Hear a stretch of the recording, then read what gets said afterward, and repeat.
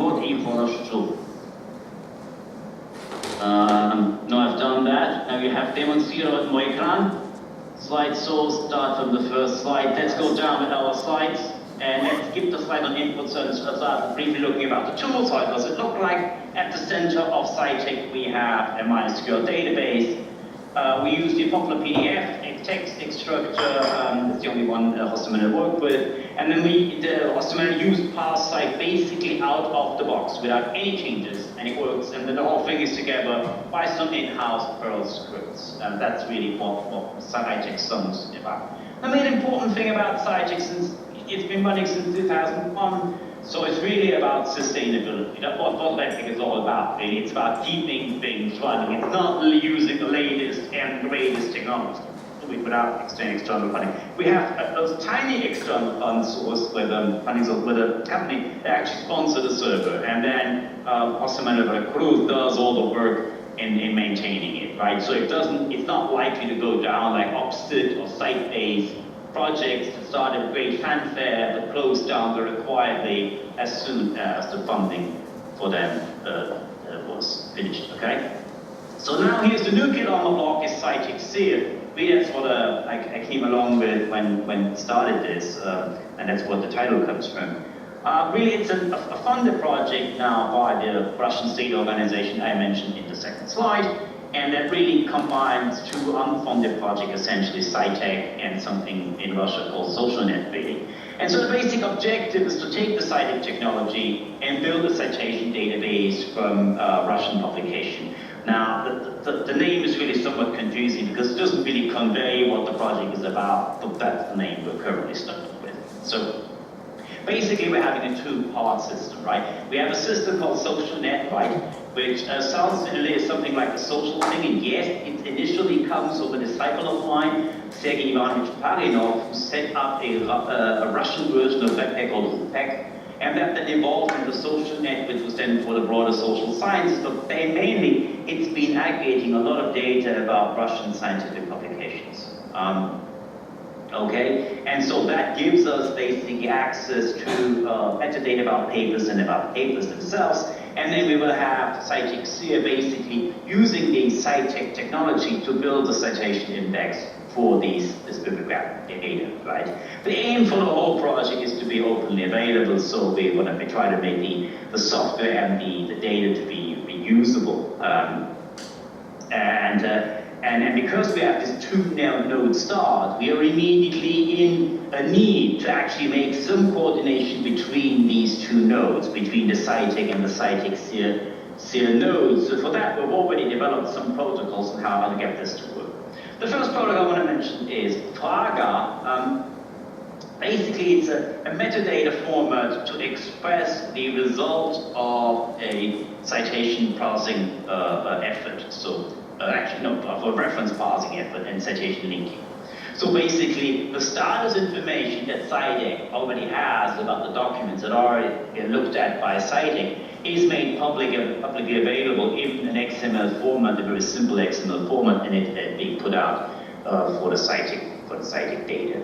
Okay. Another project, another protocol has come out of this that I set up, and that has mainly to do with the actual collection of full text PDF papers, is Lavka. So Lavka is a project or protocol to actually gather the full text documents from references and URLs to such full text that may be available in metadata, like OAI, PMH metadata that says, oh, full text is here, right?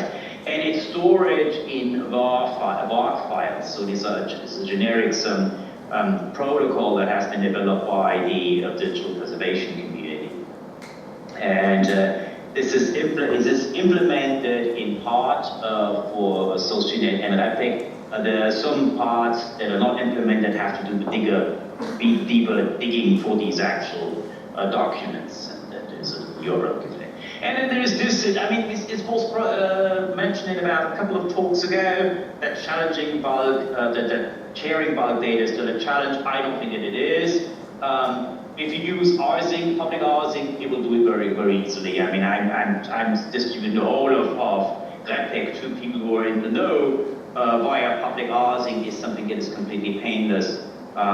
You simply set up the public parsing file and people just go and download it. Since parsing only distributes incremental changes, it's incredibly fast to do. But there's a little bit more to this than just parsing. We're also distributing XML files, and we have a way to link XML files to some description of what we expect to be in these XML files using a schema language called Relaxic, if you may have heard about. Okay, so the idea is just to bring these protocols together, wrap them up, and then have something available that we can set up in 5 minutes, rather than some OAI PMH server that will take us years to set up and then contain it, that requires constant maintenance. And again, the first spec is available at the URL mentioned in the slides, right?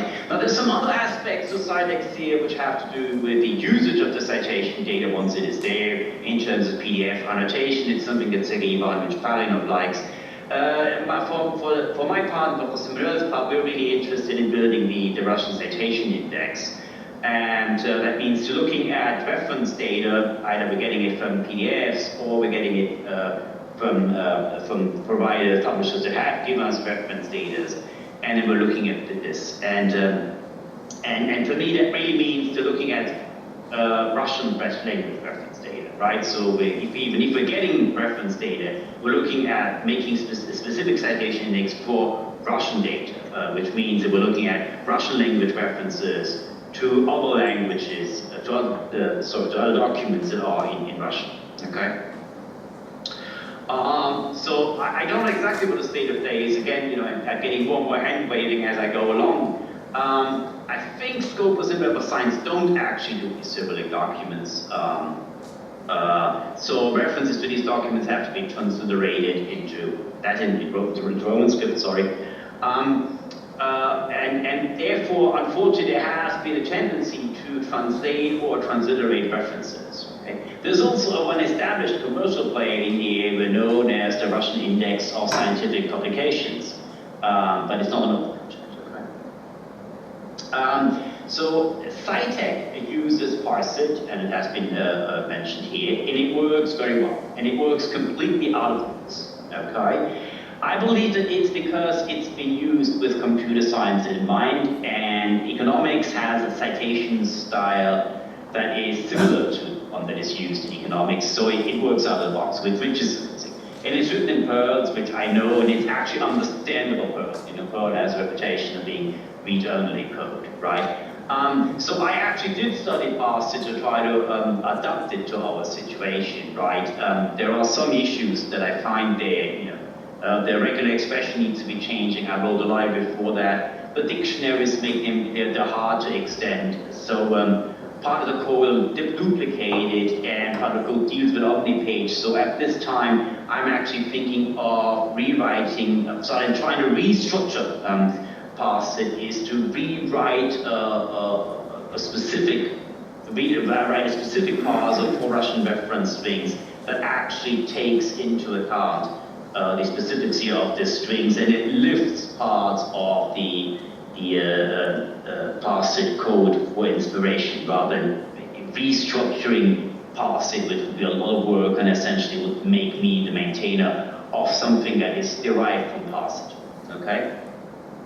So the data source that we currently have comes from an organization called NACON. I don't know what that organization does. I've been to the last conference. I still don't know fully what it does. But what I do know is that we've got about 500,000 reference strings from them to parse. Okay. Now, as again, the objective is to do parsing of Russian reference strings. So these 900,000 references contain references in English, some non-Russian references, and there are some transliterations and some translation of Russian strings in there. So it then becomes difficult to know what the Russian reference actually is. But at this time, I want to concentrate on things that essentially only contains the Russian strings. José Manuel tells me in order to build a citation out of a reference, the system needs to know the authors, the titles, and the years, okay? So as a limitation, I'm going to be looking at references that contain all three of those. So So if one of those fails, I'm not going to use the reference string further, right? So I'm not going to look at laws and other government documents and at patterns. Now, looking at actually manual, looking at that, there's actually quite a few patterns and government documents being cited. They are going to be falling by the wayside. I guess it's about 50%. The way that I then approach the issue of looking at essentially Russian citations is to look at, to use a concept called a bomba, which is a Roman bag. So basically, I look at all the references and I try to find out how many Roman characters that I actually have in this particular citation string, and then if I have none, then I put them into the Roman bag 0, and I've got 1, then I put them in the Roman bag 1, and so on, right? And so that's a way to actually then look at these strings and then start to make sure that I'm actually going to be looking only at citations that really have virtually only Russian Cyrillic characters, right? So here are the stats that I have. I have about 270,000 documents that contain absolutely no Latin character, and I have 12,000 that contain 1, and 10,000 that contain 2, and so on, right? Now, a reference string may be completely in Russian, but still may use some Roman characters. So, for example, history, right? There's a lot of titles that talk about XIX by the 19th century. Who wants to write XIX when you can write XIX for 19th, right? So that's what they often do, right? So let us a little bit look at some examples of the type of strings that we're doing. This is basically the annotation you see here in XML is what I've already added to the string as basically determining the 3 fields that are of interest to me. So these are part of a learning data set that I'm actually constructing at the moment. Since the very boring job, I'm trying to call my friends and tell them, don't you want to talk with me? I have this boring job to do, where I'm actually annotating this sort of stuff. But here's an example. So the authors here are Kohn, Fleischmann, and Lukashov, right? You see them at the beginning, and you see that they are followed by essentially just the abbreviated names. That is extremely common in Russian. Across not only scientific publications, but also, say, for example, lists of musical works. Go to a classical music concert, right? You will see the names of the composers abbreviated in this form, right? You see that then that follows a title, and then after the title, which is followed with the T element, then I have a // and the // really follows then basically trailing matter, and so tells me where the publication is. So there's a lot of these strings that have this construction with the // which is fairly good. So then it becomes it's not all that difficult to actually analyze, because once you have the surnames, right, and you can see with the abbreviated names to detect the authors quite easy. Afterwards, you have the title.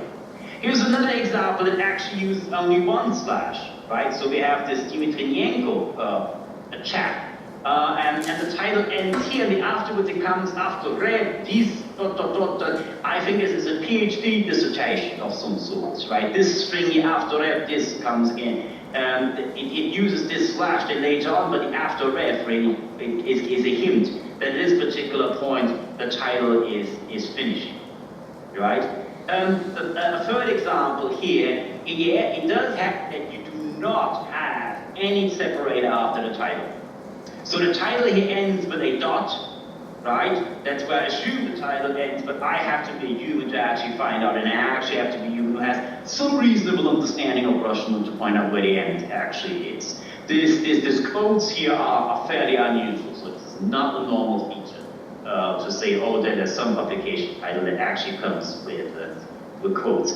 And then worse than this, you see this particular feature, this particular example here, does not have any blanks.